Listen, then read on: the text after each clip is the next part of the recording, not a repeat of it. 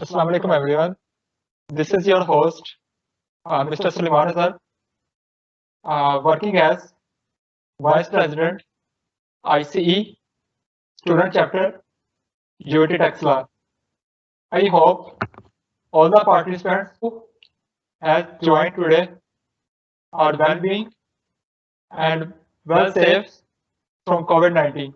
Before moving towards our webinar, I would like to introduce ICE, Student Chapter, UT Texla. Well, Institution of Civil Engineers is an internationally recognized UK-based student chapter at the University of Engineering and Technology, Texla. We are working for the technical and non-technical development of our students.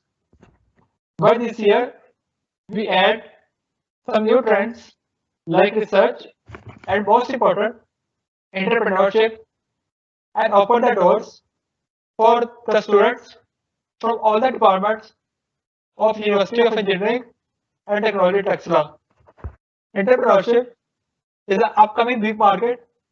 So, as a responsible society, we want our members to come forward in this field and to do something extraordinary despite of available resources, despite of the circumstances they are facing. COVID had adversely affected our plannings and activities that are already planned, but as a responsible society, we are working to cope up this situation so that learning process can't be stopped.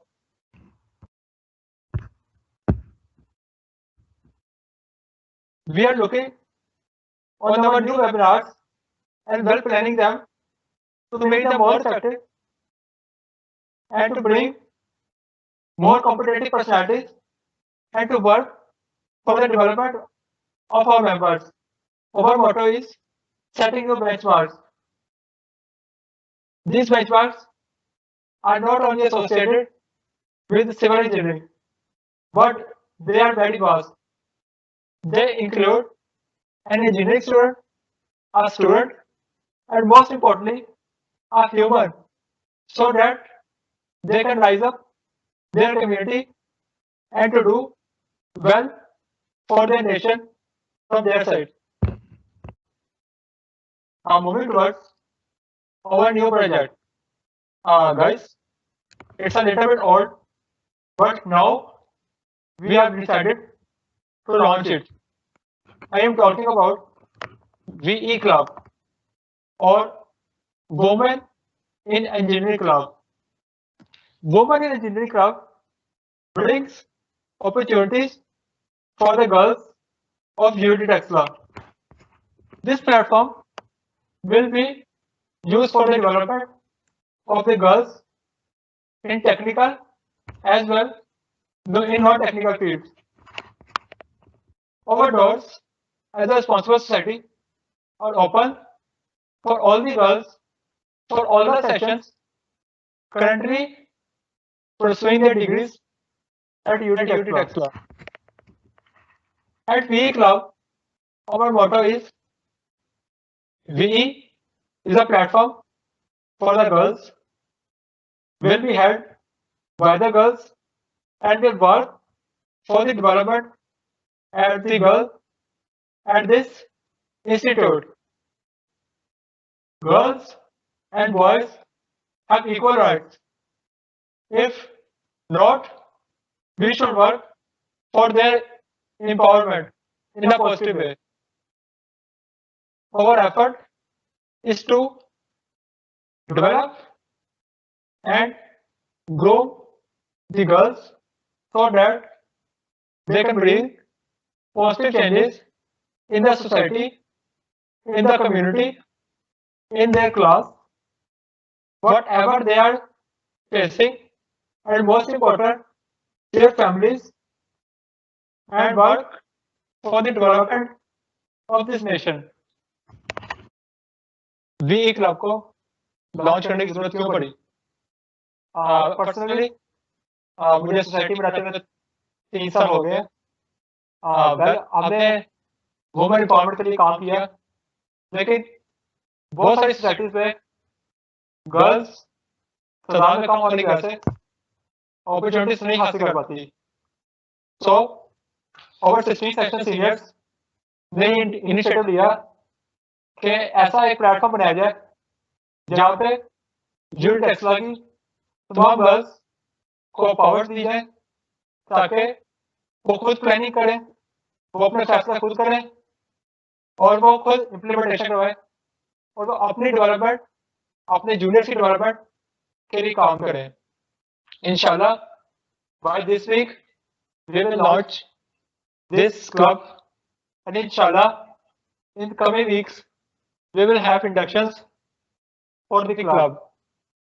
Inshallah it will work in a proper way.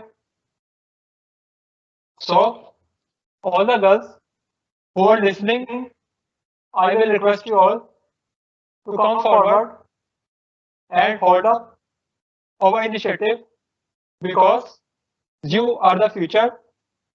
You have to decide what have to be done, what have to be planned, which event has to be done, and in which way this will be performed. You are the leader, and you have to prove this. We have provided you a well platform. Now it's up to you whether you utilize it or जैसे आपको इच्छा वैसे रहे। Now moving towards our webinar, I would like to invite a very charming personality, Mr. Hassan Dajjana. He is a peace agent at Peace Without Borders, Pakistan. He is a project leader at Plastic Free Pakistan. He is a fellow at Pakistan US Alumni Network. He is a part of International Exchange Alumni. He worked with us as a student section representative from 2018 to 19 at this ICEUT Texas. He worked at US Department of State. अस्सलाम हसन भाई, कैसे हैं आप? वालेकुम अस्सलाम सलमान, अल्हम्दुलिल्लाह मैं ठीक हूँ। आपके हाल अहवाल कैसे हैं? अल्हम्दुलिल्लाह भाई, सब अच्छा है।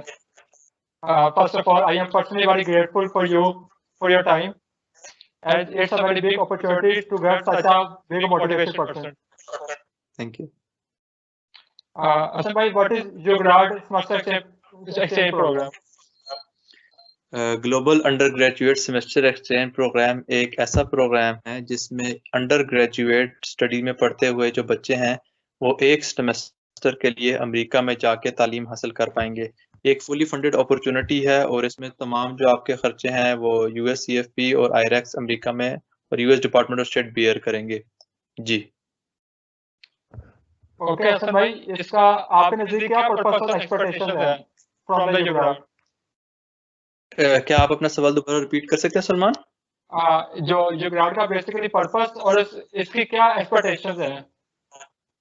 ये एक ऐसा प्रोग्राम है जिसमें आप पाकिस्तान के जो काबिल तलबा इल्म हैं अंडर ग्रेजुएट के वो अमेरिका में जाके एक सेमेस्टर पढ़ते हैं।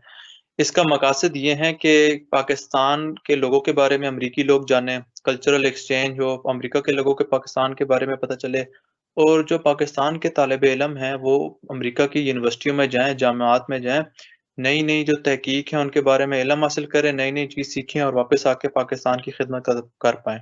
जी जी भाई, इसके हम प्रोसीजर की तरफ मूव करते हैं।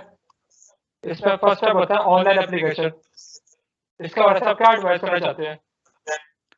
आपके पास जो ग्लोबल यूग्रेड पाकिस्तान प्रोग्राम है इसकी एप्लीकेशन अभी ओपन है। इसकी डेडलाइन जो है वो 28 अप्रैल 2021 है। जो भी बच्चा यूनिवर्सिटी में अपने सेकंड और थर्ड ईयर में यानी थर्ड, फोर्थ, फिफ्थ और सिक्स सेमेस्टर में है वो इस प्रोग्राम के लिए एलिजिबल है। ऐसा बच्चा जो 2 साल का बैचलर करके मास्टर कर रहा हो, अगर कोई इस तरह की सूरत हाल में है तो वो मास्टर्स के अपने पहले साल में हो तो वो अप्लाई कर सकता है। लेकिन आप अपनी तालीम के 14वें और 15वें साल में होंगे तब आप इस प्रोग्राम के लिए एलिजिबल होंगे। लास्ट ईयर वाले और फर्स्ट ईयर वाले बच्चे नहीं अप्लाई कर सकते। इसका आपका जो पहला मरहला होता है, उसमें आपके पास एक ऑनलाइन एप्लीकेशन होती है, जो कि अभी ओपन है। usefppakistan.org की वेबसाइट पे जाएँगे आप, वहाँ पे आप अपना ईमेल एड्रेस डालेंगे। आप सबसे पहले साइन अप करेंगे, ईमेल एड्रेस डालेंगे, आपकी ईमेल पे एक पासवर्ड आएगा, उस पासवर्ड को आप पोर्टल में डालेंगे, आपको अकाउंट ओपन हो जाएगा। उस अकाउंट में आपके पास 4-5 ऑप्शंस होंगे, उसमें आप सबसे पहले आप अपना पर्सनल डाटा डालेंगे कि आपका नाम क्या है, आप कहाँ के रिहायशी हैं, आपका फ़ोन नंबर क्या है, फिर आप अपनी एकेडमिक डिटेल्स डालेंगे कि आपने क्या तालीम हासिल की है, कहाँ से हासिल की है, कितने नंबर हासिल किए हैं। फिर उसमें एक जगह पे आप अपने 10 कोर्सेज़ को मेंशन करेंगे कि अगर आप अभी 3rd सेमेस्टर में आपने पिछले जितने कोर्सेज़ पढ़े हैं, उसमें से मेरे ख़्याल से हमारी बारी 10 कोर्स थे, आपने उस कोर्स का नाम और आपने लिखना होता है कि मेरा इसमें ये ग्रेड आया था। फिर उसके बाद आपने अगर कोई एक्स्ट्रा करिकुलर, को-करिकुलर एक्टिविटी कोई है, कोई वॉलंटियर एक्टिविटी की है, उसको मेंशन करने का आपके पास एक ऑप्शन है। फिर आपके पास पोर्टल पे एक ऐसी जगह है जहाँ पे आप अपनी डिग्री, यूनिवर्सिटी की जो ट्रांसक्रिप्ट्स हैं, आप वहाँ वो अपलोड करेंगे। और इसके अलावा अगर आपने कोई extra curricular activity, co-curricular activity, debate, community work, social work कोई काम किया है, तो अब उसका सर्टिफिकेट लगाने की आपके पास ऑप्शन है। और फिर उसके बाद पोर्टल की एक निहायत अहम चीज़ है जिसको कहते हैं स्टेटमेंट ऑफ पर्पस। 200 से 250 वर्ड के दरमियान में आपने बताना है कि आप इस प्रोग्राम में अप्लाई करने की आपकी वजह क्या है, आप ये करेंगे। ये आपका कंप्लीट ऑनलाइन एप्लीकेशन प्रोसेस है। जी सलमान। हसन भाई, मेरे नज़दीक सबसे इम्पोर्टेंट चीज़ है वो स्टेटमेंट ऑफ पर्पस है। क्या आप इस बात से इत्तेफाक करते हैं? इसमें ये है कि सिर्फ़ एक चीज़ अहम नहीं है, ये इसमें तमाम चीज़ें बहुत अहमियत की हामिल है, क्योंकि जो आपको असेस कर रहे हैं वो सिर्फ़ आपको स्टेटमेंट ऑफ पर्पस पे असेस नहीं किया जा रहा, आपको होलिस्टिकली से मुराद है कि आपकी तालीमी काबिलियत, आपका सोशल वर्क, आपका कम्युनिटी वर्क, आपकी जो तालीमी कारकर्दगी थी, आपने फिर जो सोशल और कम्युनिटी वर्क किया है, फिर आपका स्टेटमेंट ऑफ पर्पस, उन तमाम चीज़ों के मजमूए को होलिस्टिकली रिव्यू किया जा रहा है। तो अगर हम ये बात बोलेंगे ना कि सबसे अहम स्टेटमेंट ऑफ पर्पस ये और बाकी चीज़ों की अहमियत नहीं है, तो ये बात जो है ना वो गलत होगी। जी सलमान। हर चीज़ जी की अपनी भाई। काफ़ी अच्छा भाई, आपने ऑनलाइन अप्लाई कर दिया, उसके बाद नेक्स्ट स्टेप क्या होता है? अच्छा, आपने जब ऑनलाइन एप्लीकेशन फ़िल कर दी तो इसके आगे इस पूरे प्रोग्राम के 4 मराइल हैं। सबसे पहला मरहला होता है कि आप सबने अप्लाई कर दिया, तो पहला मरहला ये होगा आपने अप्लाई कर दिया। दूसरे मरहले में क्या होगा कि तमाम जिनके बच्चों की एप्लीकेशन आई होगी उनको देखा जाएगा कि इन्होंने तमाम डॉक्यूमेंटेशन, तमाम चीज़ें पूरी की हुई हैं। ठीक है, दूसरे मरहले में इस तरह की छांटी होगी। तीसरे मरहले में क्या होगा कि उन तमाम एप्लीकेशन को इंसान रिव्यू करेंगे, जिनकी तमाम डॉक्यूमेंटेशन सब कुछ वगैरह पूरी होगी। तीसरे मरहले के बाद जो सबसे बेहतरीन काबिल शख्स होंगे, उनको इंटरव्यू के लिए बुलाया जाएगा। इंटरव्यू का मरहला चलता है करीबन 3 हफ्ते तक। इंटरव्यू के बाद शॉर्ट लिस्ट इंडिविजुअल्स को ईमेल की जाती है कि आप जो है ना इस प्रोग्राम के लिए सेलेक्ट हो गए हैं। पाकिस्तान में ये होता है कि हर साल करीबन 220 से 230 लोगों को सिलेक्ट किया जाता है। सिलेक्ट करने में 2 तरीके होते हैं, या आपको प्रिंसिपल कैंडिडेट के तौर पर सिलेक्ट किया जाता है, या जो है आपको अल्टरनेट कैंडिडेट के तौर पे सिलेक्ट किया जाता है। प्रिंसिपल कैंडिडेट्स होते हैं उनका वो लाज़मी तौर पे यानी आपकी जो है ना आपने वो उन्होंने जब आपकी असेसमेंट होलिस्टिकली रिव्यू की सारी डॉक्यूमेंटेशन, फिर आपका इंटरव्यू लिया, उसकी बेस पे फिर एक बेसिकली उनके पास एक लिस्ट बन जाती है ना कि ये सबसे जो हमने एक मेरिट लिस्ट बना ली है। तो उसमें ये होता है कि जो टॉप पे होते हैं वो प्रिंसिपल कैंडिडेट्स होते हैं। प्रिंसिपल से मुराद ये है कि ये लोग जो है ना इनके 100% ये लोग होंगे। अगर वो खुद मना नहीं करते, खुद किसी वजह से पीछे नहीं हटते, तो वो वाक़ई जाएँगे। जो आपके पास अल्टरनेट कैंडिडेट्स होते हैं वो ये होते हैं कि अगर प्रिंसिपल के कुछ बच्चे ड्रॉप आउट हो जाते हैं, किसी भी वजह की वजह से ड्रॉप आउट हो सकते हैं, तो फिर वो लोग जो है ना प्रिंसिपल कैंडिडेट्स की जगह को फिल कर लेंगे। जी सलमान। भाई, लेटर ऑफ रिकमेंडेशन के मुताबिक आप क्या राय देना चाहेंगे? अभी की जो आपकी जो एप्लीकेशन है 28 अप्रैल तक, उसमें आपने लेटर ऑफ रिकमेंडेशन आपका आपने अभी तक नहीं करना। इसमें ये होता है कि अभी अभी जो आपका है ना, अभी आपका जो काम जो अभी बच्चे अप्लाई कर रहे हैं, उसमें आपने जो देखना है सिर्फ़ ऑनलाइन पोर्टल को आपने फिल करना है, और ऑनलाइन पोर्टल में अभी लेटर ऑफ रिकमेंडेशन की ज़रूरत नहीं है। अगर जब आप अप्लाई करें, आप शॉर्टलिस्ट हो जाएँ, आप इंटरव्यू दें, इंटरव्यू के बाद सेलेक्ट हो जाएँ, उस सिलेक्शन के बाद आपका टोफल का एक टेस्ट लिया जाता है और आपसे लेटर ऑफ रिकमेंडेशन माँगे जाते हैं। तो वो बाद की बात है, अभी जो है ना, मैं ये रिकमेंड करूँगा कि आप अपनी एप्लीकेशन के पे ज़्यादा फ़ोकस करें। जी। भाई, अगर इंटरव्यू की बात करें, तो इंटरव्यू में आपने से कौन से क्वेश्चन ज़्यादा इम्पोर्टेंट आपने फेस किए?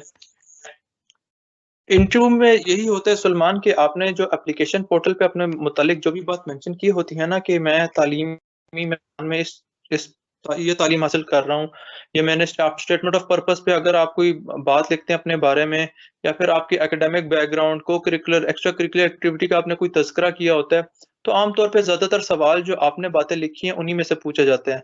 बेशतर कुछ सवालात होते हैं जैसा कि आप अमेरिका क्यों जाना चाहते हैं, या फिर आप वहाँ से जाके क्या सीखेंगे, या आप अपने कल्चर को कैसे रिप्रेजेंट करेंगे, आप एक अच्छे एम्बेसडर कैसे बनेंगे। इस तरह के कुछ सवालात हैं जो कि पूछे जाते हैं, लेकिन आपने जो अगर आप अपने आप को जानते हैं, आपने एप्लीकेशन खुद फिल की है, बेहतरीन तरीके से फिल की है, सारी डॉक्यूमेंटेशन आपने काम की है, तो जो भी सवाल आपसे पूछा जाएगा आप नहायत अच्छे अंदाज से उनका जवाब दे पाएंगे। जी ओके भाई। भाई इंटरव्यू में अगली चीज होती है ड्रेसिंग कोड, उसकी इंपॉर्टेंस कितनी ज्यादा है? आप अपना सवाल दोबारा रिपीट कर सकते हैं सलमान? इंटरव्यू के लिए ड्रेसिंग कोड की कितनी इंपॉर्टेंस है? इंट्रिंसिक किस चीज की? Dressing code. ड्रेस कोड, आप ड्रेस कोड का जिक्र कर रहे हैं? जी जी भाई। वो आपके ऊपर है, आप कैजुअल ड्रेस पहन के भी आ सकते हैं, आप फॉर्मल ड्रेस पहन के भी आ सकते हैं, आप पाकिस्तानी फॉर्मल ड्रेस भी पहन के आ सकते हैं, लेकिन आप एक अच्छे प्रेजेंटेबल अंदाज में आए, ताकि क्योंकि आप एक इंटरव्यू देने चाह रहे हैं। असल में जो यूग्रेड का इंटरव्यू था ना, काफी वो अच्छा होता है, यानी आप बिल्कुल आपको प्रेशर में नहीं रखते। It's a very good conversation, जिस तरह मेरी और आपकी सलमान अभी बात हो रही है, इसी तरह कन्वर्सेशनल टोन में होता है। लेकिन आप है ना ड्रेस टू इम्प्रेस, आप अच्छी ड्रेसिंग करके जाएंगे तो वो अच्छे ही लगते हैं, आप अच्छे प्रेजेंटेबल इंडिविजुअल लगते हैं। जी भाई एक बड़ा कॉमन क्वेश्चन है, इंट्रोड्यूस योरसेल्फ। जी जी। ये कौन से पॉइंट्स इंक्लूड होने चाहिए? इंट्रोडक्शन में आपने अपना तज़किरा इस तरह देना है कि अगर कोई पूछे कि मुझसे मैं कौन हूँ, मैं बोलूँगा मेरा नाम मोहम्मद हसन दजाना है, मैं एक इदारे टीचर पाकिस्तान से मुंसलिक हूँ, जिस इदारे के साथ मिलके मैं लो रिसोर्स लो इनकम कम्युनिटीज़ में जाके बच्चों को तालीम देता हूँ। मेरी जो तालीमी काबिलियत ये है कि मैंने university of engineering and technology से तालीम हासिल की है सिविल इंजीनियरिंग में, और मैं रावलपिंडी का रिहायश पजीर हूँ। ठीक है, मैंने अपने एक हल्का सा इंट्रोडक्शन दे दिया। आप इंट्रोड्यूस योरसेल्फ से यही मुराद है कि अगर एक अगला बंदा है वो आपको नहीं जानता कि आपने क्या किया ज़िंदगी में, आप क्या करना चाहते हैं, आप कौन हैं, तो आपने आसान अल्फाज में यही बताना है कि आपका बेसिकली नाम क्या है, आप कहाँ से ताल्लुक़ रखते हैं, अभी आप ज़िंदगी में क्या कर रहे हैं, आप मुस्तकबिल में क्या करना चाहते हैं। इस तरह की कुछ चंद बातों पे आप रखें, 30-45 सेकंड में आप अपनी बात को ख़त्म कर दें। जी। बट टोफल टेस्ट ये क्या चीज है? क्या रिपीट कीजिएगा please Salman? Can you share something about TOEFL test?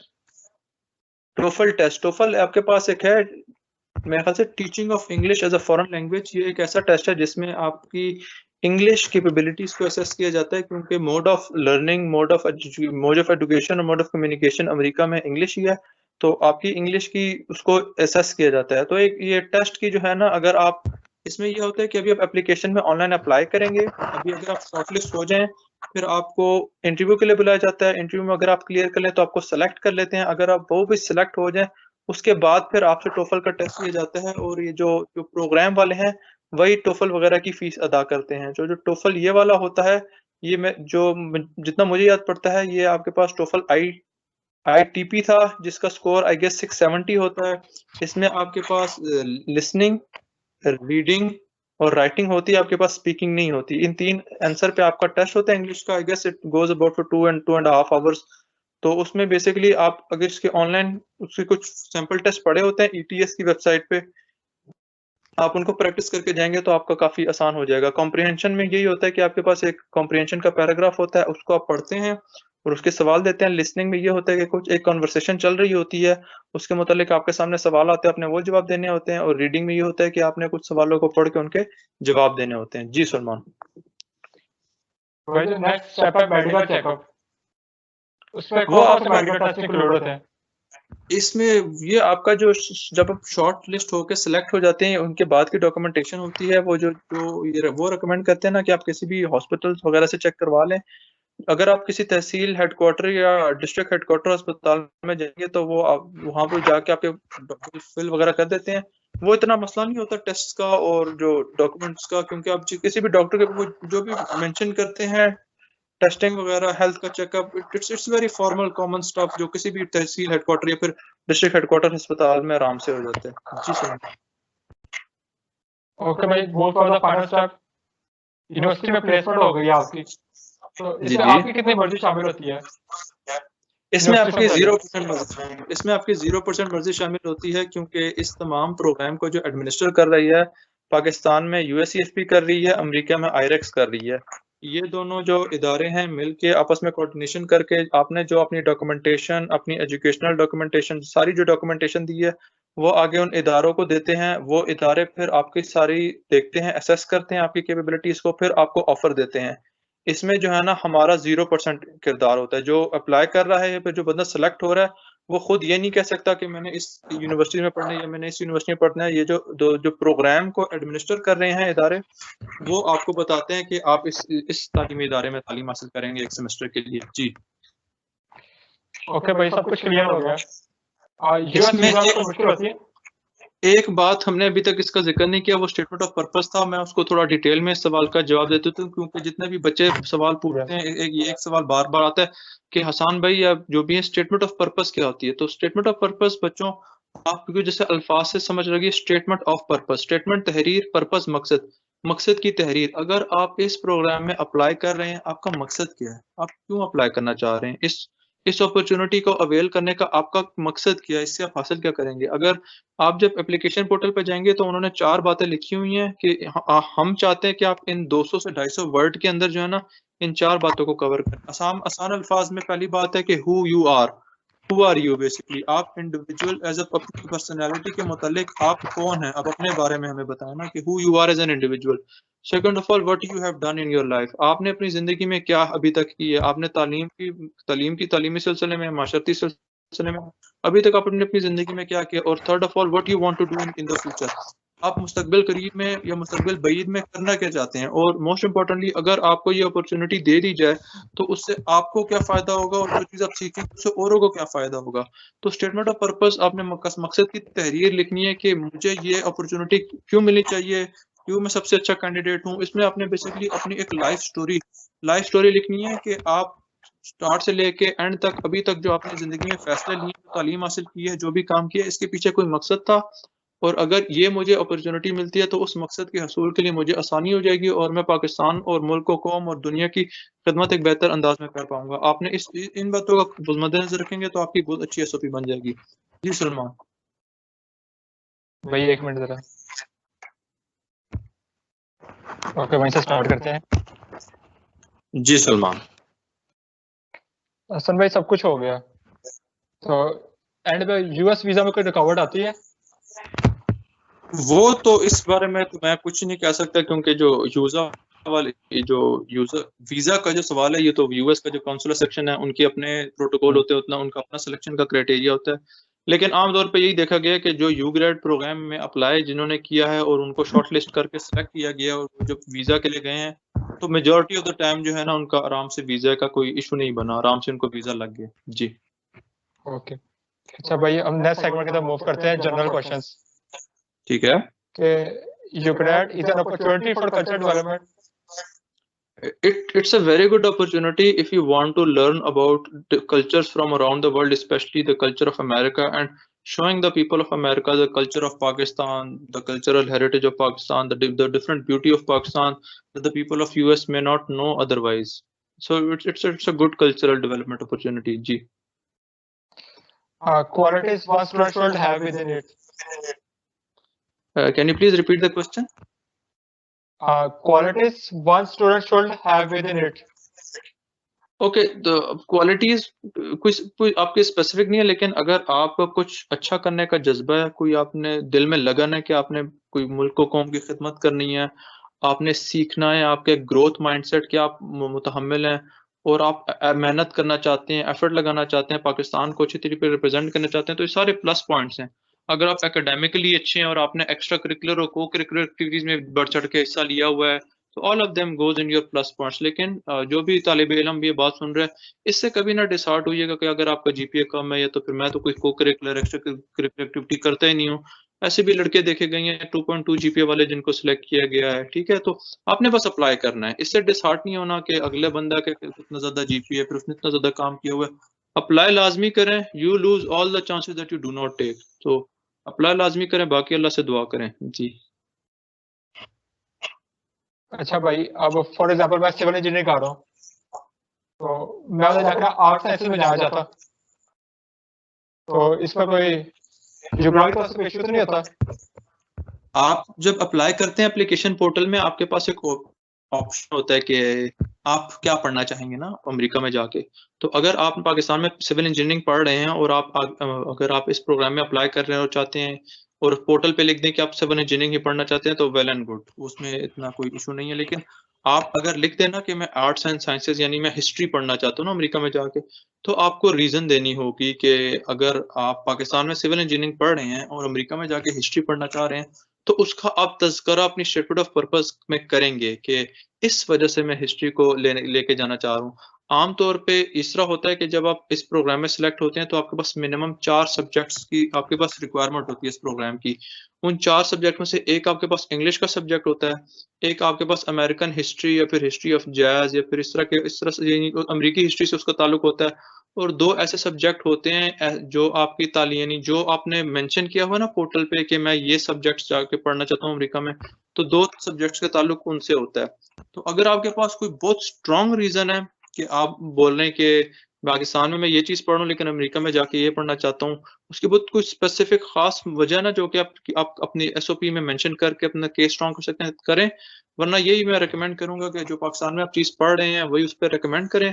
आपके पास मिनिमम 4 सब्जेक्ट्स आपने पढ़ने होते हैं, 2 वो जो आपने सब्जेक्ट मेंशन किया है, एक अमेरिकन हिस्ट्री का और एक जो है ना इंग्लिश का। तो अगर आपके पास क्रेडिट्स होते हैं, आप 1-2 कोर्स अगर आर्ट साइंस का लेना चाहें तो आप ले सकते हैं। जी। अच्छा, इंग्लिश में कमांड होना कितनी जरूरी है? एक एक्सेलेंट लेवल है, एक गुड है, एक एवरेज है? इसमें ये प्रोग्राम आप देखें, ये प्रोग्राम एकेडमिक रिगर के हिसाब से नहीं, ये ज़रा कल्चरल एक्सचेंज की तरफ ज़्यादा जा रहा है ना प्रोग्राम। तो आप इतनी अंग्रेज़ी हो आपके पास कि आप एक-दूसरे को अंडरस्टैंड कर पाएँ, आप इंग्लिश पढ़ पाएँ, समझ पाएँ, बोल पाएँ, दूसरे किसी से बातचीत कर पाएँ। लेकिन अगर ये है कि बिल्कुल ठेठ-ओ-ठाठ अंग्रेज़ी रिक्वायरमेंट है सिर्फ़ इसकी, तो वो रिक्वायरमेंट नहीं है। आप इतनी हो कि आप पढ़ सकें, चीज़ समझ सकें, आपस में बातचीत कर पाएँ। लेकिन इंग्लिश से ना डरिए, ये ना समझिए कि मुझे आपको अगर इंग्लिश में आप कम है तो आप अप्लाई ना करें, आप अप्लाई लाज़मी करें इस प्रोग्राम में। इंग्लिश का खौफ जो है ना वो ना रखें दिल में। जी। अच्छा, सामने बड़ा इंपॉर्टेंट क्वेश्चन है, एक्सपेंसेस। ये गवर्नमेंट किस हद तक प्रोवाइड करती है? अच्छा, जो आपकी सारी जो होगी ना, it's a full funded program. इसको पाकिस्तान में एडमिनिस्टर करता है United States Education Foundation in Pakistan. America में इसको एडमिनिस्टर करता है International Research and Exchanges Board IREX. इसको फंड करता है यूएस डिपार्टमेंट ऑफ स्टेट। उनका एक है bureau of educational and cultural affairs, इसको कहते हैं ECA, educational and cultural affairs का ब्यूरो। ये जो है ना वो कम्प्लीटली इस प्रोग्राम को फंड करता है। तो इसके एप्लीकेशन की भी कोई फीस नहीं है। आप जब सेलेक्ट होके इंटरव्यू देने जाएँगे तो आपने बस वो आने-जाने का जो खर्चा होगा वो होगा। फिर अगर आप सेलेक्ट हो जाते हैं तो फिर आप जो वीज़े के लिए जाएँगे उसकी भी वीज़े की भी कोई फीस नहीं होगी। फिर उसके बाद जितनी भी आपकी फ्लाइट्स वगैरह होंगी, ट्रेनिंग वगैरह होगी, आपकी जो रिहाइश वगैरह होगी, तमाम फुली फंडेड होगी। तो आपका ₹1 भी खर्च नहीं होगा इस मामले में। तो it's a fully funded opportunity, there are no expenses allowed, there are no expenses on your own behalf. अगर आप सेलेक्ट हो जाते हैं, अल्लाह करे आप हो जाएँ, और अगर आप अपने पैसे लेके जाना चाहते हैं तो वो कोई उसमें रुकावट नहीं है। लेकिन आप अगर ₹1 भी खर्च ना करें ना तो आप इस पूरे प्रोग्राम से मुस्तफ़ीद हो सकते हैं। It's a fully funded opportunity. जी। ओके। सेल्फ क्वेश्चन की तरफ मूव करते हैं। पूछें। आफ्टर जुबिलाट आपके एकेडमिक गोल्स में कोई चेंजिंग आई? वो पर्सनली अगर आप ये सवाल मुझसे पूछ रहे हैं, मी एज एन इंडिविजुअल और कलेक्टिवली? Yes, yes. मेरी अपनी बैचलर्स सिविल इंजीनियरिंग में है, यानी जो मैंने तालीम हासिल की है वो इंजीनियरिंग स्पेसिफिक काम है। लेकिन जो मैं अभी जिस सेक्टर में काम कर रहा हूँ वो एजुकेशन सेक्टर में काम है। इसकी वजह ये है कि पाकिस्तान में जो मसले मसाइल है ना काफ़ी ज़्यादा हैं। पाकिस्तान में आप कंस्ट्रक्शन की फील्ड में जाके बेतहाशा पैसे कमा सकते हैं, रियल एस्टेट में there is a lot of money. लेकिन अगर आपने सिस्टमैटिक इश्यूज़ को देखना है, अमेरिका में मैं यूग्रेड में गया था तो एक चीज़ जो मैंने देखी थी कि उनके systems, they have very strong institutions, they have system in place. For example, उनके वाटर बोर्ड इस तरह के हैं कि अगर किसी भी आप शहर में जाएँगे तो फिर नलके से पानी आएगा, आप वो पी सकते हैं। हर छोटे-बड़े शहर में लाइब्रेरीज़ मौजूद हैं, उनसे किताब लेने का एक पूरा तरीक़ाकार मौजूद है। यूनिवर्सिटीज़ के अंदर आपस में लाइब्रेरी के दरमियान एक पूरे निज़ाम मौजूद है कि एक किताब तो अगर कोई दूसरा लेने जाता है तो वो किस तरह लेगा। तो उन निज़ाम को जो बेहतर करने का जो आंसर था ना, उससे मैं काफ़ी मुतासिर हुआ था और वापस आके जब मैंने पाकिस्तान में सूरत-ए-हाल देखी, पाकिस्तान में तालीम और यानी को ज़हीन और काबिल लोगों की कमी नहीं है, पाकिस्तान में टैलेंट की कमी नहीं है, पाकिस्तान में जिस चीज़ की कमी है वो है इदारों की, मज़बूत इदारों की और सिस्टम्स की। सिस्टम से मुराद ये है कि एक ऐसा काम है कि बेशक कोई इंसान मौजूद हो या ना हो, लेकिन वो काम चल रहा है। अगर आप बड़े स्ट्रॉन्ग सिस्टम्स छोड़ जाएँ और ऐसे इदारे बना जाएँ जो कि उन सिस्टम्स को मज़बूत रखें, तो मुल्क, कौम की तरक्की होगी। हमारी जनरेशन, अगली जनरेशन, उससे अगली जनरेशन। उसमें जो ख़ास मसला है वो पाकिस्तान में तालीमी इदारों का है कि पाकिस्तान में 23 मिलियन बच्चे आउट ऑफ स्कूल हैं और जो 40 मिलियन बच्चों को जो तालीम मिल रही है वो भी कोई ज़बरदस्त नहीं है, यानी उसमें बहुत बेहतरी की बहुत ज़्यादा गुंजाइश है। असेसमेंट से लेके उनकी सिलेक्शन से लेके बच्चों बच्चों का ज़हनियत इस तरह बनाना कि वो एक अच्छे काबिल ज़हीन तालिब इल्म बन पाएँ, उनकी काफ़ी कमी है। जब मैंने इस निज़ाम को देखा तो मैंने अपनी जो अभी जिस इदारे के साथ में मुंसलिक हूँ, टीच फॉर पाकिस्तान, उसके ज़रिए मैं यही देख रहा हूँ कि पाकिस्तान में जो तालीमी निज़ाम है, जो ये सिस्टम है, वो कहाँ-कहाँ से क कमज़ोर है और उसमें कैसे बेहतरी लेके आई जा सके, ताकि अगर हम ऐसा काम छोड़ के जाएँ कि जो हमें फ़ायदा ना दे, लाखों करोड़ों बच्चों को फ़ायदा दें और सिर्फ़ अभी के बच्चों को ना दें, अभी के भी दें, मुस्तकबिल के भी दें और उनसे आगे बच्चों को भी दें। तो ये जो मैंने उस प्रोग्राम से चीज़ सीखी थी, उसको मैं अभी यहाँ पे पाकिस्तान में इस तरह इम्प्लीमेंट कर रहा हूँ। जी, सलमान। Well said. अमेरिका जाके ऐसे कौन सी मेजर डिफिकल्टी थी जो आपने फेस की? अच्छा, कल्चरल की ख़ास तौर पे बड़ा डिफ़िकल्टी होती है क्योंकि पाकिस्तान में जो है ना खाना बड़ा ज़बरदस्त होता है, अमेरिका का खाना इतना ज़बरदस्त नहीं है। प्लस उनके जो आपके पाकिस्तान के वॉशरूम में पानी होता है, अमेरिकी वॉशरूम में पानी नहीं होता और जो है ना आप 24 घंटे 7 दिन हर महीने इंग्लिश बोल-बोल के थक जाते हैं। पाकिस्तान में हमें उर्दू पंजाबी मिक्स बोलने की आदत होती है। तो ये कुछ कल्चरल डिफ़िकल्टीज़ आपके पास मौजूद होती हैं और जो अमेरिकी तालीमी निज़ाम है वो इस तरह है कि आप एंड में मेहनत नहीं करनी होती, आपने आपने लगातार मेहनत करनी होती है। हम असल में ज़रा इसके आदी हो जाते हैं कि पेपर के दिन आएँगे, पढ़ेंगे, इम्तिहान दे देंगे, लेकिन अमेरिकी तालीमी निज़ाम इस तरह है कि आपने साथ-साथ अपने असेसमेंट, अपने साथ अपने एसेस जमा कराने होते हैं, साथ-साथ एफर्ट करनी होती है और मेहनत करनी होती है ना अपने साथ-साथ। तो ये जो चीज़ें थी ना, वो कुछ मैंने फ़र्क महसूस किया पाकिस्तान और अमेरिका में। जी, सलमान। भाई हर किसी की कोई मोटिवेशन होती है। अगर मैं जी, अपनी जी। बात करूँ तो मतलब कि बहुत सारे यूट्यूबर्स हैं जिनको देखकर मोटिवेट होता हूँ। तो आपकी कैसी मोटिवेशन थी जिसने आपको कहा कि यूग्रेड में अप्लाई करना चाहिए? जो हमारे सीनियर थे, मैं खुद यूटी टेक्सास से पढ़ा हूँ, आप भी मेरे माशाल्लाह जूनियर ही हैं। हमारे एक सीनियर थे उज़ैर रसूल चहल, वो गए थे यूग्रेड पे। फिर वो उनके बाद हमारे एक सीनियर थे हमज़ा मुज़फ़्फ़र साहब, 2002 के 14 मैकेनिकल के, वो मिशिगन स्टेट यूनिवर्सिटी में उन्होंने यूग्रेड के प्रोग्राम पे गए थे। तो उन दोनों ने बताया था कि किस तरह ये एक प्रोग्राम है और उसमें ये बेनिफिट्स हैं आपके और आप लोग अप्लाई करें। उन्होंने हमारे लिए एक सेशन मुनक्किद किया था mechanical engineering department UT Taxila में, जिसमें हमने सीखा था।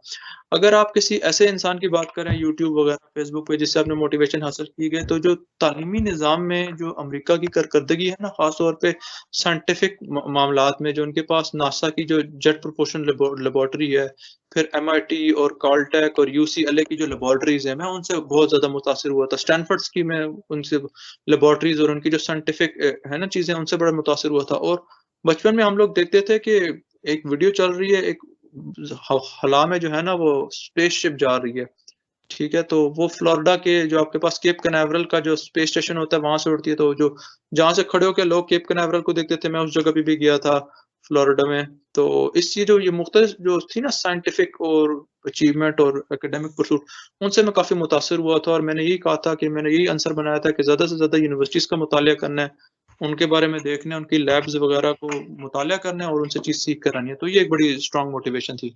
जी, सलमान। अच्छा भाई, आप कौन सी यूनिवर्सिटी में गए थे और कौन सी फील्ड स्टडी की थी? मैं जो था, मैं जिस यूनिवर्सिटी में गया था उसका नाम था यूनिवर्सिटी ऑफ एवंसविल। तो अमेरिका की एक रियासत है इंडियाना, उसके अमेरिका के मिड वेस्ट में मौजूद है। उसके साथ उनकी रियासत लगती है टेनेसी और इलिनॉय और मिशिगन। मैं उस रियासत में गया था इंडियाना में और मैंने वहाँ पे सिविल इंजीनियरिंग के 2 सब्जेक्ट्स पढ़े थे। एक इंग्लिश का सब्जेक्ट पढ़ा था, एक मैंने American US foreign policy since 1776, ये 4 सब्जेक्ट्स मैंने पढ़े थे। 5वां एक एमयूएन का कोर्स था, मॉडल यूनाइटेड नेशंस का, जिसके सिलसिले में मैं एक डिबेट कॉम्पिटिशन में गया था दूसरी यूनिवर्सिटी में, Indiana university south east new Albany. वहाँ पे जाके जो हमारा डिबेट का कॉम्पिटिशन था उसमें मैं बेहतरीन मुकर्रर जो बेहतरीन डिबेटर था वो भी करार पाया था। जी। अच्छा भाई, फैकल्टी के साथ आपका एक्सपीरियंस कैसा था? आप क्या अपना सवाल दोबारा रिपीट कर सकते हैं सलमान? हाँ, फैकल्टी के साथ आपका एक्सपीरियंस कैसा रहा? बड़ा ज़बरदस्त था। एक जो मैंने चीज़ बहुत ज़बरदस्त नोटिस की कि जब मैं पहले दिन अपने डिपार्टमेंट में गया, सिविल और मैकेनिकल इंजीनियरिंग के डिपार्टमेंट में, जो डिपार्टमेंट के चेयर थे, यानी जो चेयरमैन थे, वो अपने लैब के टेक्नीशियन के साथ तमाम लैब का मुआयना कर रहे थे। तमाम लैब के जो कंप्यूटर्स मौजूद थे ना, उनमें latest software, WaterCAD, AutoCAD, civil 3D और बेतहाशा सॉफ्टवेयर लेटेस्ट अपडेट किए जा रहे थे और चेयरमैन साहब अपनी निगरानी में वो सब कुछ कर रहे थे। और हमारे चेयरमैन साहब थे, वो हमें एक सब्जेक्ट भी पढ़ाते थे जिसका नाम था डिज़ाइन ऑफ हाइड्रोलिक स्ट्रक्चर्स, वो एक सब्जेक्ट था। और चेयरमैन साहब की ये पॉलिसी थी ना कि अगर आपको कोई चीज़ समझ नहीं आ रही तो आप मुझे ईमेल करें, मैं आपको टाइम दूँगा। वो ये सूरत-हाल होती थी, उनको हम ईमेल करते थे, वो अपना एक वक़्त मुकर्रर करते थे। 1 घंटा हो गया, डेढ़ घंटा हो गया, आधा घंटा। उस वक़्त में बेशक यूनिवर्सिटी का वाइस चांसलर या प्रेज़िडेंट या कोई भी बाहर खड़ा हो, उन्होंने अगर आपको वो टाइम दिया हुआ है, तो वो पूरा-पूरा टाइम आपको ही देंगे। उनमें प्रोफ़ेशनलिज़्म बहुत ज़्यादा शदीद अच्छी बेहतरीन किस्म की थी। और तो और जो बाकी फैकल्टी से भी जो मेरा ताल्लुक रहा था ना, बड़ा निहायत ज़बरदस्त और बेहतरीन रहा था। निहायत काबिल ज़हीन लोग थे। ईमेल का इस्तेमाल बहुत ज़्यादा होता था वहाँ पे, यानी मैसेज वगैरह की ज़रूरत नहीं, सब कुछ ईमेल पे होता था। सारा काम वगैरह ईमेल पे आ रहा है और जो है ना, वो लोग चाहते थे कि जो तालिब इल्म है ना, मेहनत करें, काबिल बनें, सीखें। और अगर आप परफ़ॉर्म नहीं कर पा रहे थे ना, तो वो आपसे पूछते थे कि क्या वजूहात है ना, ये नहीं कि आपने नहीं किया तो आपका ज़ीरो लगा दिया। वो वजह पूछते थे और अगर आपको चीज़ समझ नहीं लगती थी, तो अपने पास बिठा के आपको चीज़ समझाते भी थे। तो वो अपने स्टूडेंट की ओनरशिप लेते थे, जो कि मुझे बात निहायत अच्छी लगी वहाँ की फैकल्टी की। जी। इसमें कर लेते हैं कि यूएस आने के बाद आपको क्या अपॉर्चुनिटी मिली? यूएस से वापस आने के बाद एक तो मुझे तालीमी काबिलियत में काफ़ी इज़ाफ़ा हुआ। मुझे दुनिया एक नए ज़ाविये से देखने का एक एक्सपीरियंस मिला। उसके बाद मैंने मुख़्तलिफ़ अपने पाकिस्तान में आके प्रोजेक्ट्स वग़ैरह पे काम स्टार्ट किया। उनमें से एक प्रोजेक्ट था प्लास्टिक की, पाकिस्तान में सिंगल यूज़ प्लास्टिक के जो है ना इस्तेमाल, उसको कम से कम कैसे बनाया जाए। इस सिलसिले में मैं 2 ग्रांट्स मैंने जीती थी, जिसकी मदद से मैंने प्रोजेक्ट मुकम्मल किया था। फिर एक जगह मैंने एक प्रोजेक्ट किया था अपने एक कॉलीग के साथ मिलके। हमने ओवरग्रीन मस्जिद, जिसमें हमारी सेकंड रनर अप पोज़ीशन आई थी तमाम पूरे पाकिस्तान में से, इस्लामाबाद में कॉम्पिटिशन था। हमने मुख्तलिफ दीनी मदारिस के साथ मिलके उन काम वगैरह को किया था। फिर मुझे एक और हमने प्रोजेक्ट किया था letters from the west why exchanges matter, के एक जो होता है ना इंसान, किसी भी इंसान में दूसरे इंसान के लिए नफ़रत नहीं होती दिल में। उस नफ़रत को ना जो है ना, आप मुख्तलिफ तरीकों से नफ़रत आप सीखते हो या फिर आपको नफ़रत आपके अंदर डाली जाती है। तो हम यही बात बताई जा रही थी कि अगर आप किसी भी इंसान से मिलेंगे ना, तो वो प्यार मोहब्बत से ही आपसे पेश आएगा ना। तो उसी चीज़ को उजागर करने के लिए अपने एक्सपीरियंस की बेस पे मैंने ये पूरा प्रोजेक्ट किया था। फिर मुख्तलिफ कम्युनिटी सर्विस वाले प्रोजेक्ट्स, वॉलंटियर प्रोजेक्ट्स, इनमें मुझे काफ़ी मदद मिली थी।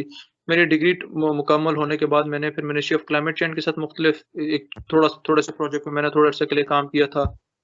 मैंने वापडा के तरबेला डैम में अपनी तो मुख्तसर सा काम किया था। फिर अभी जो मेरी अभी मौजूदा करंट वर्क प्लेस है, उसमें मुझे उस जॉब की जब एप्लीकेशन थी, तब मेरे इस एक्सपीरियंस ने काफ़ी मुझे अच्छी अच्छी मुझे पुश दी थी काम के सिलसिले में। तो ओवरऑल इसकी मेरी अपनी पर्सनल लाइफ़ पे, प्रोफ़ेशनल लाइफ़ पे, करियर पे इस पूरे प्रोग्राम का काफ़ी अच्छा और पॉज़िटिव इफ़ेक्ट रहा है। जी सलमान। हसन भाई, एज़ अ मुस्लिम जब हम कहीं भी बाहर किसी मुल्क में जाते हैं, तो हलाल फूड एक बहुत बड़ा इश्यू होता है। तो ये इश्यू आपने यूएस में फेस किया? उसमें हमारे पास ये था कि हमारा एक आपको जो है ना एक डाइनिंग एरिया आपकी यूनिवर्सिटी में होता है और वहाँ पे जो है ना उनके पास हलाल ऑप्शन होती थी। अब अल्लाह का बड़ा करम था, तो इसमें ये होता था कि आपने उनको मैसेज कर देना होता था वक़्त से पहले। नंबर हमारे पास मौजूद था कि आप खाना तैयार रखें, तो आपको वो हलाल खाना बना के दे देते थे। इसके अलावा अगर आपने अग मु मुर्ग आप मार्केट थी वहाँ पे, एक इंटरनेशनल मार्केट, जहाँ से आपको हलाल फूड भी मिल सकता था। और बड़ी शानदार बात जो मैंने देखी थी वहाँ पे ना, हमारा एक चैपल था यूनिवर्सिटी में ना, और उस चैपल के बेसमेंट में एक मुस्लिम प्रेयर रूम था। क्योंकि काफ़ी मुस्लिम बच्चे वहाँ पे जिस यूनिवर्सिटी में मैं था पढ़ते थे, तो उन्होंने उनके लिए एक प्रेयर रूम बनाया हुआ था। उसके अंदर कुरान मजीद भी पड़ा हुआ था, बच्चे नमाज़ भी पढ़ते थे। और साथ में उनका ये भी था कि उसी शहर में जो है ना, यूनिवर्सिटी से 20-25 मिनट दूर एक इस्लामिक सेंटर भी था, जिसमें काफ़ी इस्लामिक वो जो थी ना कम्युनिटी पूरे शहर की आती थी, जुम्मे तो जुम्मे, बाकी भी तमाम नमाज़ें पढ़ती थी। तो काफ़ी अच्छा वो एक निज़ाम था। बाकी मुसलमान स्टूडेंट्स भी मौजूद थे, तो उनसे भी अच्छा था। तो वहाँ पे जो था ना, जिस जिस इलाके में ख़ास तौर पे मैं था, वहाँ पे मुसलमानों के लिए काफ़ी ज़्यादा जो थी ना अपॉर्च्युनिटीज़ थी, खुराक के मामले में भी, इबादत के मामले में भी। और वो देख के मुझे पर्सनली काफ़ी खुशी हुई थी। जी। समय पीने का पानी का कोई इश्यू होता है? वही यहाँ पर था, आपने शेयर किया था कि लाइम वाटर होता है, तो इस तरह के 2-3 वाटर सोर्स। जो है अमेरिकी जो उन्होंने अपना निज़ाम रखा हुआ है वाटर बोर्ड का, वो इस तरह रखा हुआ है कि साफ़ पानी। उन्होंने अपने कनाल सिस्टम और जो है ना डिस्ट्रीब्यूशन सिस्टम वाटर बोर्ड्स के इस तरह किए हुए हैं ना कि जो भी आपके पास पानी आ रहा है वो साफ़ पानी आ रहा है। हमारी जो यूनिवर्सिटी थी उसमें इस तरह हुआ हुआ था ना कि हमारे जो डॉर्म रूम था ना यानी जो हॉस्टल से, उसमें मुख्तलिफ पानी की मशीनें लगी हुई थी और वो इस तरह थी ना, वो सेंसर बेस्ड मशीनें थी। आप अपना कप या गिलास सेंसर के सामने रखते थे तो पानी भर जाता था, आप पीछे करते थे तो बंद हो जाता था। साफ़ क्लियर वाटर होता था और यानी मसला नहीं होता था। जो पानी का मसला होता था ना, पीने में नहीं होता, वॉशरूम में होता था। वॉशरूम में आपके पास जो है ना पानी नहीं होता। They use tissue paper for that purposes. उसमें आपके मसले आते हैं, बाकी पीने के पानी में आपको मसला नहीं आते। अच्छा हसन भाई, एक बहुत बड़ी अपॉर्चुनिटी मिली आप, तो आपके क्या एक्सपेक्टेशन थे जब आपको पता चला कि आप सिलेक्ट हो गए? मैं अपने ये दरसगाह यानी यूटी टेक्सला में मौजूद था और मैं बच्चों को डिबेट सिखा रहा था लाइब्रेरी के सामने। कुछ 4-5 मखसूस हम बच्चे ट्रेनिंग वगैरह दे रहा था मैं बच्चों को। उसी सिलसिले में मुझे एक ईमेल आई थी जिसमें मुझे लिखा गया था कि मुझे सेलेक्ट कर लिया गया था। तो इनमें मैं बहुत खुश हुआ था। मैंने सबसे पहले अपने वालिदैन को कॉल की, उनके साथ अपनी खुशी शेयर की, फिर मैंने अपने बड़े भाई को कॉल की, फिर अपने बाकी बहन भाइयों को कॉल करके। तो उस दिन मैं काफ़ी ज़्यादा खुश था। फिर जो दोस्त वगैरह मौजूद थे उनको फिर मैंने छोटी-सी ट्रीट भी दी थी कि ये लें, खुशी का मौका है। जी। हुँ। अच्छा, यूएस में रहते हुए आपने कौन-सी डेस्टिनेशंस को विज़िट किया? वो तो हम आप जो था तालीम के साथ-साथ हमने ये भी देखा कि मुख्तलिफ जब हमें मौके मिलते थे तो हम अमेरिका के मुख्तलिफ रियासतें घूमने निकल जाते थे, सीखने, उनकी सकाफ़त को, उनके ममालिक को, मुख्तलिफ रियासतों को देखने के लिए। तो मैं बज़ाते खुद जो है ना 16-17 रियासतें जो है ना अमेरिका की घूम चुका हूँ। जी।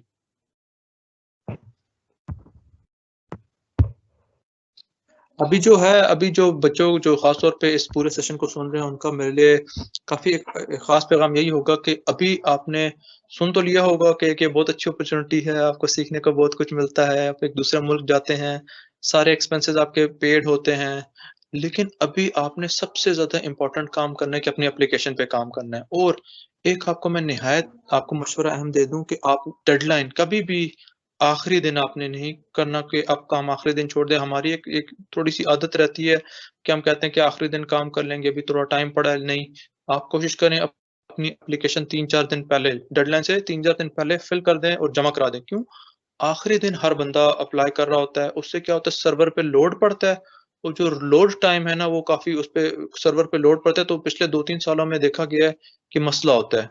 कुछ लोगों की एप्लीकेशन फिर डिले हो जाती है, फिर वो लोग कहते हैं एक्सटेंशन दें। ये जो प्रोग्राम है ये इसकी डेडलाइन फिक्स होती है, डेडलाइन ऊपर-नीचे नहीं होती। तो ये एक ख़ास मेरी रिकमेंडेशन है, जो भी सेशन सुन रहा बच्चा अप्लाई कर रहे हैं, एप्लीकेशन खोलें, बड़ी आसान एप्लीकेशन है, आपको डरने की ज़रूरत नहीं है, एसओपी से ना डरें, किसी और चीज़ से ना डरें। आप बैठें, एप्लीकेशन को फिल करें, साथ-साथ सेव करते जाएँ। जब भी आपको वक़्त मिलता है, इस पे आप अपना काम वगैरह करें, इसको फिल करें और डेडलाइन से 3-4 दिन पहले तक इसको फिल कर दें और कोशिश करें कि बस फिर अपने पास अपने दुआएँ वगैरह करें, जो भी करें इंशाअल्लाह अल्लाह जो है ना आपको कामयाबी देगा। जी सलमान। हसन भाई, बंदा जब भी किसी फेज़ से गुज़रता है, तो उसमें कुछ चेंजेज़ आती हैं, like attitude in the life and in the social gathering. आपने क्या फेस की? जो उस प्रोग्राम के दौरान या प्रोग्राम से वापस आने के बाद सलमान? वापस आने के बाद? वापस आने के बाद एक चीज़ होती है कि जब आप किसी भी दूसरे माशरे में कदम रखते हैं, तो आपको एक चीज़ होती है जिसको कहते हैं कल्चर शॉक। कि अगर आपने सारी ज़िंदगी एक ही माशरे में, एक ही तरह के लोगों में गुज़ारी है और फिर आप किसी दूसरे माशरे में जाते हैं, तो आपको एक कल्चर शॉक लगता है क्योंकि आपके अपने रवायत होते हैं, आपकी अपनी तहज़ीब व तमद्दुन होती है। फिर आप किसी दूसरे कल्चर में जब जाते हैं ना, तो आपको टाइम लगता है ना सेटल होने में। It takes about 2 to 3 weeks. जब आप वापस आते हैं, फिर आपको एक रिवर्स कल्चर शॉक लगता है क्योंकि आप उस चीज़ में ढल चुके होते हैं, आपने कोशिश करके 4-5 महीने बाद। आप जब फिर वापस आते हैं ना, आपको फिर वो मसला पेश आता है कि आप वापस बाकी पूरे सारे लोग तो वही होते हैं, लेकिन तब्दीली आप में आई होती है। तो मैंने एक चीज़ बात फेस की थी, वो ये थी कि अमेरिका में जो है ना पंक्चुअलिटी इज़ वेरी स्ट्रिंजेंट कि अगर आपको टाइम दिया हुआ है ना 10 बजे का, इसका मतलब है 9:55 पे तैयार होके आपने पहुँच जाना है and we will start at 10 exact. 10 का मतलब है 10। जो हमने यहाँ पे, मैंने एक चीज बात नोट की, टाइम की इतनी इतनी कदर नहीं की जाती। और एक बात जो मैंने नोटिस की थी ना, वो पे वहाँ पे प्रोडक्टिविटी का पे बहुत फोकस है ना, कि काम करें आप, ठीक है, वक्त ना जाया करें, हर चीज कम से कम टाइम में, मैक्सिमम आउटपुट मिनिमम इनपुट, यानी आप टाइम कम लगाएं, काम ज्यादा करें। पाकिस्तान में यह है कि we take a lot of things for granted, हो जाएगा काम, या फिर कोई दफ्तरी जो निज़ाम है उसमें काफ़ी डिलेज वगैरह होते हैं। तो आप, बंदे का, इंसान का माइंडसेट बन जाता है ना काम करने वाला, कि क्विकली काम हो, काम में कोई डिले ना हो, मैं अपना एफर्ट लगाऊं। अब हमारा माइंडसेट वहाँ पे यह है लोगों का कि अगर मैं 100% एफर्ट लगा रहा हूँ तो मेरे साथ वाला 110% एफर्ट लगाएगा। यहाँ पे होता है कि पाकिस्तान में हम थोड़ा सी सुस्ती कर जाते हैं, हम काम को इतनी ईमानदारी से नहीं लेते, ना अपना एफर्ट लगाते हैं। खास तौर पे अगर आप सरकारी कामों को देखें तो उसमें काफ़ी ज़्यादा सुस्ती देखी जाती है, सरकारी इदारों और सरकारी जो है ना दफातर में खास तौर पे। तो वो सुस्ती जो है ना आपको आपको बड़ा डिसअपॉइंट करती है, क्योंकि आप एक ऐसा निज़ाम देख कर आए हो जहाँ पे हर काम जो है ना बड़ा टॉप स्पीड में हो रहा होता है। फिर आप जब यहाँ पे आके देखते हैं कि यहाँ पे बड़ा कछुए की स्पीड पे हो रहा है काम, फिर आप जो है ना डिसहार्ट होते हैं थोड़े से। तो वो चीज़ मैंने नोटिस की थी। बाकी तो अल्हम्दुलिल्लाह अल्लाह ने करम ही किया। जी सर। अच्छा भाई, अपने सिविल डिपार्टमेंट की बात करते हैं। ठीक है। जब आप सिलेक्ट हो गए थे तो ज़ाहिर है सेमेस्टर फीस का पड़ता है, जी जी। तो सेमेस्टर फीस करवाने में और उसके बाद उस सेमेस्टर को दोबारा ज्वाइन करने में कोई डिफिकल्टी आपने फेस की? जो इसमें अब जो तमाम जो डिफरेंट यूनिवर्सिटीज़ हैं ना, उनके डिफरेंट आपके पास पॉलिसीज़ होती हैं कि आपका क्या निज़ाम होगा। कुछ यूनिवर्सिटीज़ जो हैं वो आपका क्रेडिट्स ट्रांसफ़र कर लेती हैं, कुछ यूनिवर्सिटीज़ नहीं करती। जो हमारी यूनिवर्सिटी की पॉलिसी है यूडी टेक्सला की, वो ये है कि आपके क्रेडिट ट्रांसफ़र हो सकते हैं, लेकिन उसमें यह है कि आप जो सब्जेक्ट पढ़ के आ रहे हैं ना किसी भी दूसरे इदारे से, उसके कोर्स कंटेंट जो है ना वो काफ़ी मैच होना चाहिए। उसका तरीकाकार ये है कि आप वहाँ से आपने कोई चीज़ पढ़ी, उसका आपके पास एक वो आ जाएगा, एक, यानी आपके पास एक डीएमसी यानी ट्रांसक्रिप्ट, डीएमसी आ जाएगी, डिटेल मार्क्स सर्टिफिकेट। आप वो लेकर आएँगे, जो आपने चीज़ पढ़ी है उसका कोर्स कंटेंट लेकर आएँगे, अपने चेयरमैन को एप्लीकेशन लिखेंगे कि मैं इस प्रोग्राम पे गया था, इस यूनिवर्सिटी में मैंने ये सब्जेक्ट पढ़ा है, उसका कोर्स कंटेंट ये अटैच किया, उसका ये अटैच हुआ हुआ है, इसको आप ट्रांसफ़र कर दें। फिर आपके डिपार्टमेंट की कमेटी बैठती है और वो बताती है कि आपका ट्रांसफ़र होगा या नहीं होगा। जो है, मैंने तो अपने ट्रांसफ़र नहीं करवाए थे, क्योंकि जो मैंने सब्जेक्ट्स पढ़े थे उनका कोर्स कंटेंट थोड़ा-सा डिफरेंट था, जो यहाँ पे मेरे अपनी यूनिवर्सिटी में था। तो आपको इसमें थोड़ी मुश्किलात पेश आती हैं। आप इसमें बेहतरीन तरीका आपका यही है कि आप सेमेस्टर फ्रीज़ कराएँ, वापस आएँ। आप फिर अपने अपने बैच के साथ सब्जेक्ट्स पढ़ें, फिर आप समर सेमेस्टर में, फिर अगले सेमेस्टर में जो है ना अपने बाकी सब्जेक्ट्स क्लियर कर लें, डिग्री लें, ग्रेजुएट करें, फिर आप अपना काम स्टार्ट कर दें। जी सर। अमेरिका में रहते हुए पॉजिटिव रिलेशनशिप कायम करना फॉरेनर्स के साथ, कोई मुश्किल फेस हुई है आपको? उसमें किसी से भी आपने सोशल रिलेशनशिप क्रिएट करना है ना, उसमें फिर आपको अपनी सोशल एफर्ट लगानी पड़ती है। वो किस तरह लगानी पड़ती है? आपको फिर गैदरिंग्स में जाना पड़ता है, आपको फिर स्पोर्ट्स में इन्वॉल्व होना पड़ता है, आपको फिर सोसाइटी में लोगों से मिलना होता है। तो मेरा तो ये था कि मेरे काफ़ी अच्छे दोस्त अहबाब बन गए थे, क्योंकि मैं मुख्तलिफ जो था हमारी डिबेट्स वगैरह में शामिल था। इंटरनेशनल क्लब हमारा था, उसमें मैं शामिल था, उनकी मुख्तलिफ एक्टिविटीज़ में पार्टिसिपेट करता था। बाकी जो हमारे इवेंट्स हो रहे होते थे तो मैं अपने क्लास फेलोज़ को सपोर्ट करने के लिए जा रहा होता था। तो रिलेशनशिप बिल्डिंग जो है ना वो एक आर्ट होती है। आर्ट इस तरह होती है कि you have to give something, ताकि अगला बंदा आपके जो है ना एफर्ट को सीरियसली, अगर आप यही चाहेंगे कि मुझे सब कुछ मिले और मैं कोई एफर्ट ना लगाऊं, तो इस तरह होता नहीं है ना। आपने अगले बंदे यानी दिलो जान से ना, आप अगले बंदे की खुशी में शामिल होंगे तो वो आपकी खुशी में शामिल होगा। तो in the beginning it was very difficult, क्योंकि जब भी आप किसी नई जगह पे जाते हैं आप किसी को जानते नहीं है, लेकिन फिर हफ्ते महीने बाद और 4 5 6 हफ्ते बाद जो है ना आपके रिलेशनशिप और नेटवर्क बिल्ड होना स्टार्ट हो जाते हैं, तो फिर आपका जो एक्सपीरियंस होता है ना वो अच्छा होता जाता है। लेकिन वो हर बंदे की अपनी सोबत होती है, हर बंदे का ज़िंदगी को गुज़ारने का एक अपना ज़ाविया होता है। वो बंदे-बंदे पे डिपेंड करता है कि वो किस तरह की जो है ना अपनी कंपनी रखता है। जी सलमान। अमेरिका को एक्सप्लोर किया, तो आप क्या सोचते हैं कि अगर आपके पास इंटरनेशनल ड्राइविंग लाइसेंस होता तो ये कुछ ज़्यादा अच्छा हो सकता था? We cannot drive. It's a very clear cut mention in the program that irrespective that you have a driving license or not, you cannot drive in the United States. If you go towards this through this program, you cannot drive in the United States.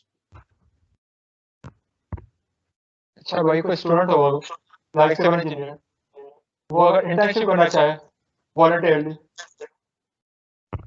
it's a very clear cut mention in the program that you cannot work for money, इस programme की एक requirement होती है कि you have to work at least 20 hours volunteer work. तो volunteer work में आप social cause में जाएं, आप किसी कंस्ट्रक्शन साइट पे जाएं, लेकिन आपने वॉलंटियर वर्क भी जो है ना प्री अप्रूव करवाना होता है अपने प्रोग्राम ऑफिसर के साथ, और आपकी यूनिवर्सिटी में आपके एक एडवाइजर होते हैं उनके साथ। तो आप वो वॉलंटियर वर्क कर सकते हैं, सोशल वर्क कर सकते हैं, कम्युनिटी वर्क कर सकते हैं, लेकिन आप पेड वर्क जो है ना वो आप बिल्कुल भी नहीं कर सकते, क्योंकि आप जो है ना आप एक डॉक्यूमेंट वगैरह साइन करके जाते हैं, उसमें टर्म्स एंड कंडीशंस होती है ना कि जिसकी बेस पे आपको स्कॉलरशिप दी जाती है। तो उसकी एक टर्म्स एंड कंडीशन ये भी है कि आप पेड वर्क जो है ना आप वो काम नहीं कर सकते। जी ठीक। अच्छा, food you love at US? क्या चीज, दोबारा please repeat. Food you love at US? अच्छा, फूड में ये है कि आपको खाना पाकिस्तान का ही अच्छा, बहुत जबरदस्त खाना, मियारी खाना, लो कॉस्ट खाना। तो आपको जो भी बंदा पाकिस्तान से बाहर आपको नजर आएगा जाते हुए किसी भी प्रोग्राम में तालीम हासिल करने के लिए, वो जो खाने का मसला रहेगा, खासतौर पे अगर आप नॉर्थ अमेरिका या फिर वेस्टर्न यूरोप में जा रहे हैं ना, क्योंकि वहाँ के खाने का जो है ना उनका उनका अपना खाने का अंदाज, उनका खाना अपना खाने का तर्ज है। और वो खाने का जो मसाला है ना वो सॉसेस को भी ज्यादा फोकस करते हैं, मसाले पे कम करते हैं। और अगर आप किसी देसी रेस्टोरेंट पे जाके खाना खाएं तो वो खाना महंगा बहुत होता है। तो अगर आपने पाकिस्तानी खाना खाना है तो आपको अपना खाना बनाना पड़ेगा। तो जो वहाँ की सबसे अच्छी चीज़ लगी थी वो आलू है, क्योंकि आलू में कोई हलाल हराम का मसला नहीं है। और आलू जितने आपको चिप्स भी मिल सकते हैं, आपको मैश पोटैटोज भी मिल सकते हैं। तो मैंने आलू की कुछ 16-17 डिशेस खाई थी, तो जो मुझे सारी बहुत पसंद थी। तो इसलिए मुझे मोट वजन भी गेन हो गया था उससे काफ़ी ज़्यादा। लेकिन ये था कि aloo aloo is a good companion if you are moving away from Pakistan. Aloo potatoes are a good companion of yours. जी अच्छा, यूएस में आपने बहुत सारी डेस्टिनेशन को विजिट किया, कोई आपकी ऐसी फेवरेट डेस्टिनेशन? इट्स मैं अमेरिका में कैलिफोर्निया में स्टैनफोर्ड यूनिवर्सिटी गया था। उस दरसगाह पे मैंने जाके देखा था, तो मुझे उस यूनिवर्सिटी में जाके काफ़ी खुशी हुई थी, क्योंकि उनका जो पूरा एजुकेशन का जो उनका जो कैंपस था इट वाज फैंटास्टिक। उन्होंने अपनी एथलेटिक्स को भी दिखाया हुआ था, और एकेडमिक परफॉर्मेंसेस को भी, और उनके लैब्स और उनके department, all of them, their lawns, they were absolutely fantastic. तो उस दरसगाह में जाके मैंने देखा था ना कि एक अच्छी जो ऐसी बेहतरीन दरसगाह जहाँ पे इल्म हासिल कर रहे हो ना दुनिया के बेहतरीन लोग तालीम हासिल करे, तो दरसगाह कैसी होती है। तो वो चीज़ मुझे बहुत अच्छी लगी थी। जी अच्छा, लास्ट पे मूव करते हैं। जो स्टूडेंट अप्लाई करने जा रहे हैं और वो स्टूडेंट जो जस्ट वॉच कर रहे हैं, तो दोनों के लिए क्या एडवाइस है? जो वॉच कर रहे हैं मैं तो उनको यही देखूंगा कि अगर आप सुन रहे हैं, आपको बातें अच्छी लग रही हैं, तो आप अप्लाई करें। अप्लाई करने में कोई हर्ज नहीं है। You lose all the chances that you do not take every chance that you get. ये प्रोग्राम नहीं तो कोई और प्रोग्राम, कोई और नहीं तो कोई और। अप्लाई लाजमी करें। बातें करना बड़ा अच्छा लगता है, बातें सुनना बड़ा अच्छा लगता है, लेकिन मेहनत करने में थोड़ा सा एफर्ट लगता है। एफर्ट लगाएं, इंशाल्लाह अल्लाह कामयाबी देगा। और जो बच्चे अप्लाई करना चाहते हैं, मेरे यही आपसे है कि कभी भी इस बात पे ना होना कि मेरा जीपीए नहीं है, या मुझे इंग्लिश नहीं आती, या फिर मैंने तो कोई को करिकुलर एक्टिविटी नहीं की, मैंने तो जिंदगी में कुछ भी नहीं किया। इंसान ने बहुत कुछ किया होता है। इंसान एक पाकिस्तानी खास और बड़े काबिल और मेहनती लोग हैं, लेकिन हम कहते हैं कि हमने कुछ भी नहीं किया। आपने अप्लाई लाजमी करना है। आप जब आप खोलेंगे ना एप्लीकेशन पोर्टल, स्टार्ट में कुछ समझ नहीं आएगी, बिल्कुल ब्लैंक होके बोलो कि मैं क्या लिखूं इधर, यार मैंने तो कुछ किया ही नहीं जिंदगी में। लेकिन फिर आप सोचोगे, अब अपने जब इस चीज को पे जब आप मेहनत लगाएंगे ना, कि सोचते हैं हमने क्या किया जिंदगी में, ये भी किया था, वो भी किया था, ये भी किया था, वो भी किया था। इससे करते करते ये हो जाएगा कि आपने काम बहुत ज्यादा किया, अगर आपसे आपके पास जगह कम होगी। जब आप उस स्टेज पे पहुंचेंगे तब आपने उसको एडिट करना है, उस सारी चीज को जब आप एडिट करेंगे ना, इस पे मेन टाइम इस चीज पे लगना है, स्टार्ट करने पे। गाड़ी जो होती है ना, जब भी गाड़ी दो वक्त में आपको मसला देती है, जब वो बिल्कुल बंद होती है, या वो जो उसको स्टार्ट कर रहे होते हैं। जब गाड़ी रवानी में स्टार्ट हो जाती है तब उसको रोकने वाला कोई नहीं होता। ठीक है, आपने बस अपनी गाड़ी को, अपनी इस चीज की गाड़ी को आपने स्टार्ट करना है, रवानी में लेके जाना है, आपने अप्लाई कर देना है। टेंशन नहीं लेनी, परेशान नहीं होना, आप अप्लाई करें, अल्लाह मियाँ से दुआ करें, इंशाल्लाह कामयाबी आपके कदम चूमेगी। जी सलमान। ओके हसन भाई, thank you so much for your kind time. Thank you. इंशाल्लाह we wish best of luck for your ongoing projects. Thank you so Take much. care. Allah thank you so Hafiz. Much. Allah Hafiz. Allah Hafiz.